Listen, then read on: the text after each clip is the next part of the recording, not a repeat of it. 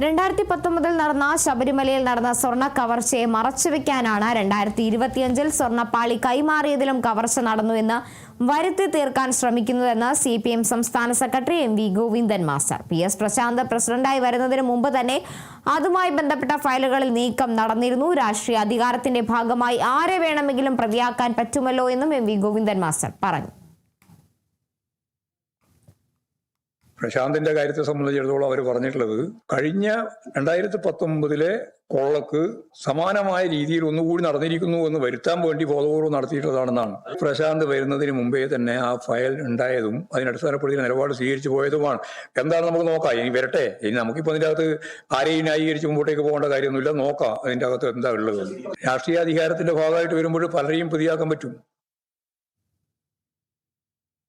വീര്യം കുറഞ്ഞ മദ്യത്തിന്റെ നികുതി ഇളവിൽ സർക്കാർ ധൃതി പിടിച്ച് മുന്നോട്ട് പോകുന്നത് ബക്കാടി കമ്പനിക്ക് വേണ്ടിയാണെന്ന് CPM സംസ്ഥാന സെക്രട്ടറി MV ഗോവിന്ദൻ മാസ്റ്റർ. ആ ഫയൽ കയ്യിലെത്തിയിട്ടും ബന്ധപ്പെട്ട വകുപ്പ് മന്ത്രിയുമായോ പാർട്ടിയുമായോ ചർച്ച ചെയ്യാതെ ബജറ്റിൽ അവതരിപ്പിക്കുകയാണ് മുഖ്യമന്ത്രി ചെയ്തത്. ഇതെല്ലാം ഏത് അടിസ്ഥാനത്തിലാണെന്ന് ജനങ്ങൾ പരിശോധിച്ചാൽ മതിയെന്നും അദ്ദേഹം പറഞ്ഞു.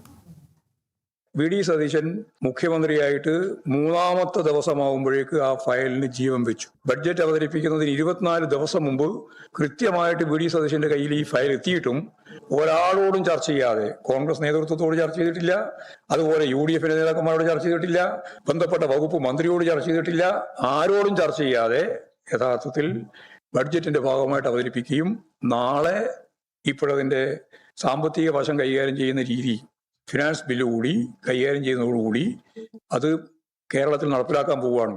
എല്ലാം എന്തടിസ്ഥാനത്തിലുള്ള ഡീലാണ് എന്ന് ഇനി നിങ്ങൾ പരിശോധിച്ചാൽ മതി.